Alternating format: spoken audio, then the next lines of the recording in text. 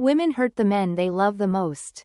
Why women mistreat the men they want most. The psychology of attraction, anxiety, and self-sabotage. Introduction. The paradox of desire. Here's a paradox that unsettles even the most emotionally aware individuals. The men women treat the worst are often the very men they want most. It sounds counterintuitive, almost cruel. But beneath the surface lies one of the most powerful psychological dynamics in human attraction. A cycle where affection transforms into anxiety, and emotional investment unconsciously morphs into self-sabotage. This isn't romantic fluff or red pill commentary. It's a breakdown of real psychological mechanisms that explain why so many women, even emotionally intelligent ones, end up pushing away the exact kind of man they most desire. High value, emotionally grounded, confident, and secure. 1. The investment paradox. Why care creates chaos. When emotional investment deepens, behavior changes, often drastically. With a man a woman feels mildly interested in, she is calm, rational, forgiving. But with a man who genuinely excites her, someone she sees a future with, she becomes reactive, anxious, and hypervigilant.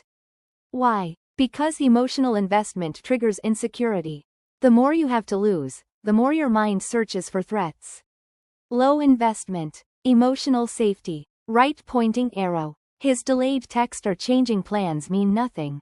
You're unaffected. High investment. Emotional dependency. Right pointing arrow. Every message, every silence, every word suddenly matters. You analyze, interpret, and test. This transformation from calm observer to emotional evaluator is what psychologists call attachment activation. When your nervous system senses potential loss of a high-value partner, it interprets it as danger, and your behavior unconsciously shifts from connection to control. 2. Testing and punishment. Anxiety's disguised defense mechanism. Women often test the men they like most, not out of malice, but out of fear. Testing is an unconscious strategy to measure safety in uncertain emotional terrain. Examples include delaying replies to see if he'll chase, mentioning other men to trigger jealousy, creating small conflicts to test his emotional endurance. From a biological standpoint, these behaviors stem from anxiety-driven attachment strategies. The brain equates testing with protection. If he passes the test, I can relax. 3. Emotional volatility. Mistaking intensity for intimacy. Another way women punish men they care about is through emotional volatility, dramatic highs and lows that create the illusion of passion. Calm state. Anxiety, cortisol, conflict creation. Reconciliation. Oxytocin. When the relationship feels calm, anxiety whispers, something's wrong. He's pulling away. So conflict is created to reignite intensity.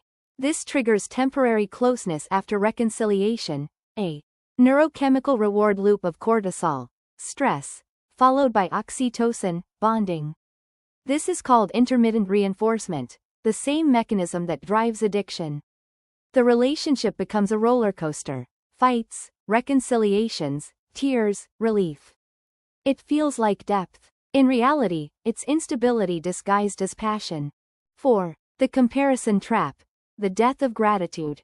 The deeper the emotional investment, the more a woman begins to idealize what the relationship should be. Past partners. To past partners who did certain things better. Social media ideals. To idealized relationships on social media. Fictional standards. To fictional standards from movies or romantic narratives. Potential version. Or worst of all, to the potential version of him she imagines.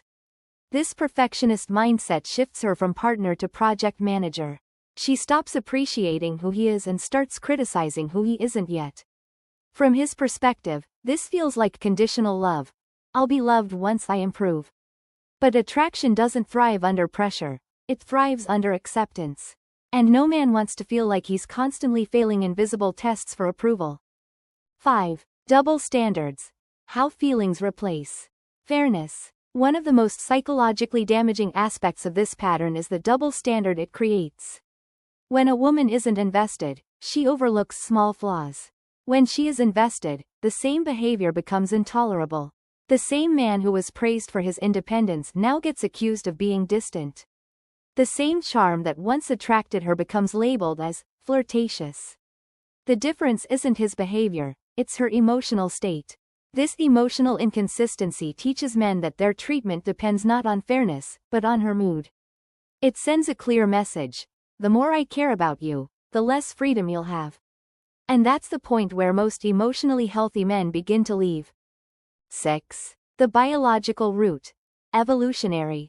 Psychology behind punishment. From an evolutionary perspective, these patterns are ancient defense mechanisms.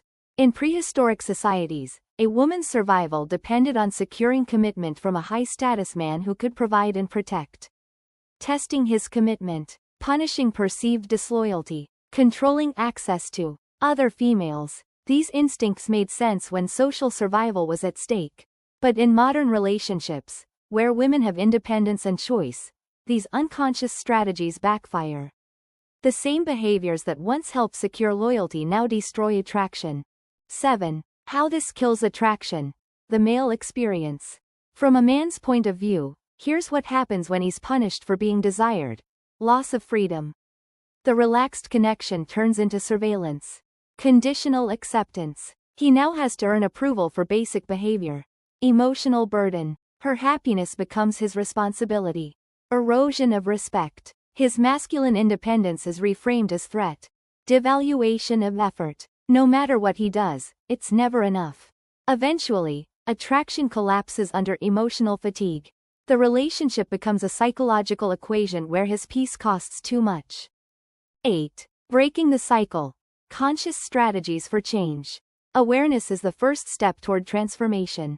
Once women recognize that their punishment behaviors stem from anxiety, not authenticity, they can consciously override the pattern. Here are 6 evidence-based strategies to break it. Apply consistency. Ask: would I react this way if I didn't care as much? If not, pause. You're reacting from fear, not fairness. Detach feelings from standards. Set boundaries based on mutual respect, not emotional volatility. Keep your individual life intact. Emotional dependency fades when you have independent sources of joy, achievement, and purpose. Replace evaluation with appreciation. Gratitude builds security. Criticism builds defensiveness. Reward positively, don't punish negatively. Reinforce behaviors that make you feel connected, not the ones that make you anxious. Trust your initial judgment. You were drawn to him for a reason. Stop retesting what you've already chosen. 9. Control versus appreciation. The core decision. Ultimately, this dynamic boils down to a choice between 2 forms of relationship security. Control-based security, built on punishment, testing, and fear. Appreciation-based security, built on trust, respect, and voluntary commitment. The first creates relationships based on anxiety. The second creates relationships based on attraction. High-value men, those with emotional maturity and self-respect, will always choose the second type of woman. The one who adds peace, not pressure, the one who appreciates, not audits.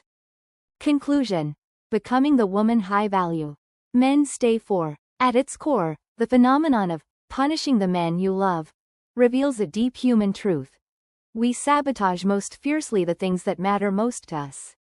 Understanding this truth, and mastering it, is emotional maturity. It means loving without fear, trusting without control, and valuing peace over power. When a woman learns to stay calm in her investment, to maintain grace under desire, and to offer appreciation where fear once ruled, she becomes unforgettable. Not because she demands loyalty, but because she inspires it. Summary thought. Love built on control breeds fear. Love built on gratitude breeds freedom. And only free people can love deeply, without destroying what they cherish most.